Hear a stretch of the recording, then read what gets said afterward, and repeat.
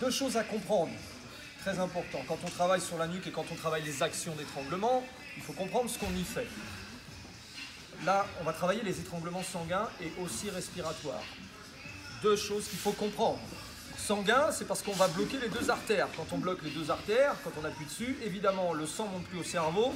Et à peu près, entre 8 et 10 secondes, pour tout le monde, c'est à peu près ça, on s'endort. Ça éteint le cerveau. D'accord? Donc, on fait dodo. L'idéal, c'est pas d'empêcher de respirer à ce moment-là, c'est de laisser le système de l'artère bloqué qui fonctionne. Ce qui fait qu'il y a moins de panique pour l'adversaire. S'il y a moins de panique, il se rend moins compte qu'à un moment donné, il va dormir. A l'inverse, un étranglement respiratoire, là, on va appuyer sur la trachée, sur l'endroit qui permet de respirer. D'accord? Donc, si j'appuie et que je serre, bah, ça va l'empêcher de respirer. On a plus de force, on est très fort en tenant comme ça.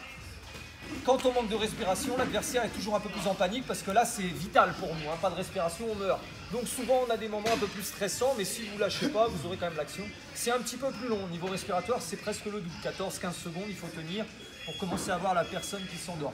Il y a des gens qui arrivent à tenir encore un peu plus longtemps, malgré le stress. Il y a une maîtrise un peu, vous savez, comme en natation, comme en plongée sous-marine. Il y en a qui arrivent à résister un peu plus longtemps, 20 secondes, 25. Mais ça va fonctionner à un moment donné, il va s'endormir. Alors là, ce matin, on va partir sur une base simple. L'idée c'est, il reste où tu es, regardez. Vous allez partir de là. Moi ce que je veux c'est que je vous vois trop souvent. Alors normalement j'ai mes crochets là, mais pour être à l'aise pour vous parler, j'ai mis mon pied là volontairement. Moi je vous vois trop souvent galérer pour passer vos mataléones, vos étranglements. Parce qu'évidemment tout le temps le menton va venir se cacher. Et elle fait quoi quand je m'installe? Exactement, vous avez vu ce qu'elle fait? Elle vient tirer sur le bras, parce que si elle ne tire pas sur le bras, je vais serrer fort et à un moment donné elle va abandonner ou je vais réussir à placer mon bras. Alors, quand on est là, vous avez vu, j'ai un contrôle sous l'aisselle et un contrôle par-dessus l'épaule. Normalement, quand je suis passé là, je suis là. D'accord?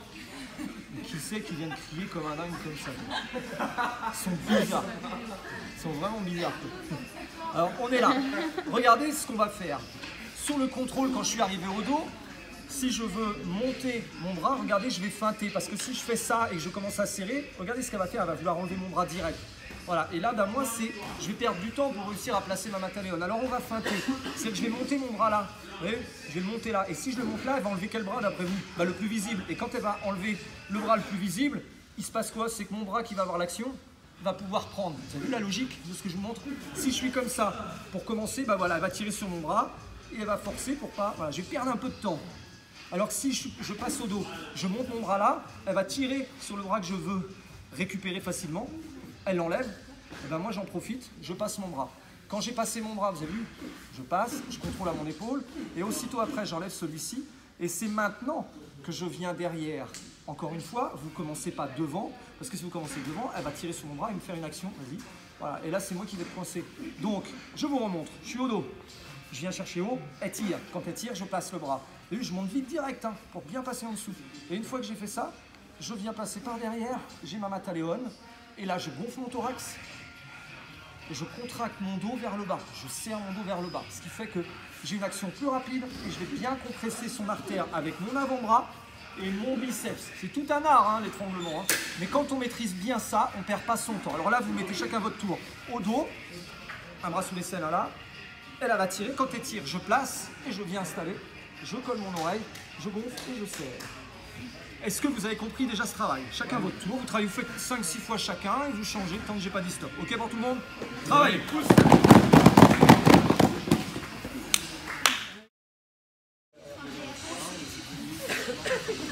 Regardez. Là, la suite. Parce que tout se passe jamais comme on le prévoit. Hein. C'est comme dans la vie de tous les jours. Hein. On fait un plan et le plan va jamais exactement. Donc il faut tout le temps s'adapter au plan. Et bien là c'est pareil en MMA.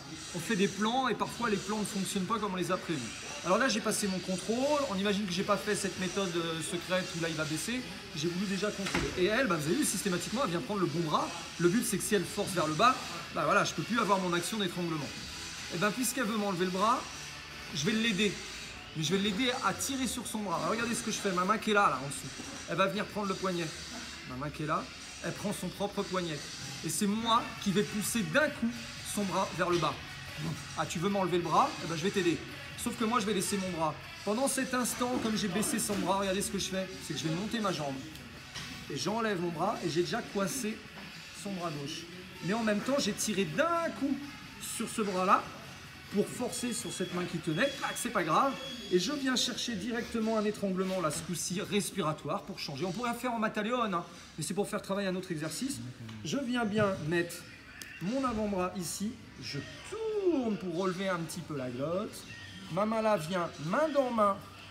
La paume, le dos du poignet est sur son épaule. Je suis là, main dans main. Mon avant-bras est derrière son dos. Et là, grâce à ça, je cache ma tête un peu et j'ai plus qu'à tirer en arrière comme ça. Vous avez vu, il y a un effet de levier un peu. Hein. C'est pas juste à plat. Et surtout, c'est pas ça. Vous avez vu, je viens et je remonte et je serre. Et là, pour le coup, c'est vraiment ici qu'on serre, c'est plus là. Alors, ce qui donne, je vais verrouiller, je suis passé au dos, tant mieux. Elle essaie de forcer. Je vais envelopper et je vais forcer avec elle. Et j'en ai profité, vous avez vu, j'ai deux actions en même temps. En bas, en haut, en même temps. Boum, c'est passé. J'enveloppe son bras tant que j'y suis. J'enlève la mienne, ma main, pardon. Et là, j'ai du mal à parler.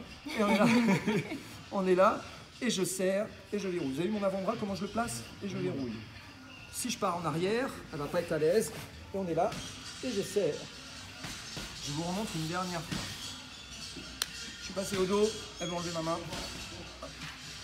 J'enlève. Et je serre. Est-ce que tout le monde a compris? Oui. Travaillez!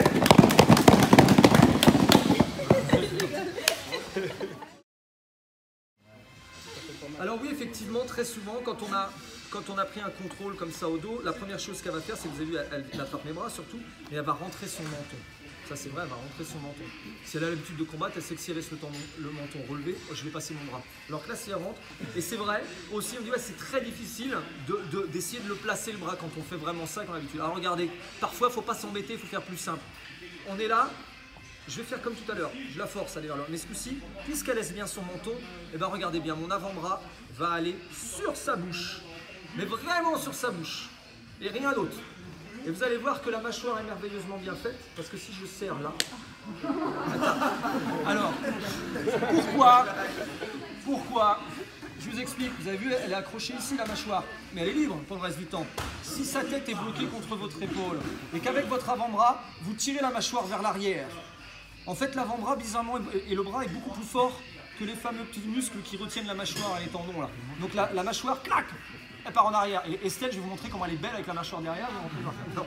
Vous avez compris la logique mécanique qui se passe. Donc si vous êtes là, qu'effectivement elle laisse le menton, est-ce que c'est grave? Non, c'est pas grave. Vous êtes là et là vous mettez un petit peu de pression, doucement ici avec vous, hein, parce que là ça fait mal. Vous allez doucement, il n'y a pas besoin de faire fort, elle va vite comprendre que ça fait très mal. Vous avez la tape direct. On est là et tape. Il y a aussi une autre possibilité. On est là. Elle baisse la tête. Moi je suis là. Boum, je décroche. Regardez. Et ben je vais lui faire une action de nuque. Je tourne la nuque. Pareil, toujours la même façon de positionner les mains. Et je tourne la nuque vers l'intérieur. À un moment donné, la tête elle vient jusque là. Mais si je prends sa tête et que je l'amène complètement au dos, c'est-à-dire vers moi, même son papa qui est un excellent chirurgien ne pourra rien faire. La tête, on va lui demander d'ailleurs en vidéo, parce qu'il regarde toutes les vidéos de sa fille. Donc on est là. Le premier exercice, c'est boum, je lâche. Elle veut mettre sur la mâchoire, ben garde-la sur la mâchoire, je vais compresser la mâchoire. La deuxième possibilité, boum, je décroche, j'entoure et je fais une action de nuque. Est-ce que vous avez compris? Vous essayez ça pendant 3-4 minutes et après vous allez se